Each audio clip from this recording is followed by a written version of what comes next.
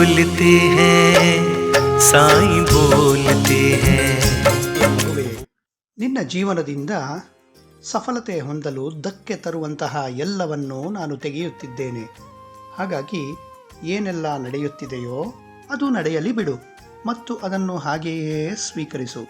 ನಿನ್ನ ಮೇಲೆ ನನ್ನ ಕೃಪೆ ಇದೆ ಎಂಬುದನ್ನು ನೆನಪಿನಲ್ಲಿಟ್ಟುಕೋ.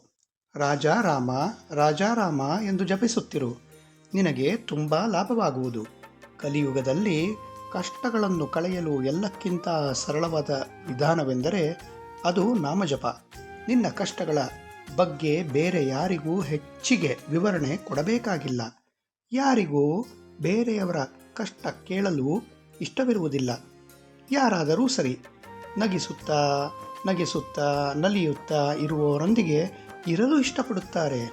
ಆದ ಕಾರಣ ನೀನು ಸಹ ನಿನ್ನ ದುಃಖವನ್ನು ಬೇರೆ ಯಾರಿಗೂ ಹೇಳದೆ ಕೇವಲ ನನ್ನಲ್ಲಿ ಹೇಳು.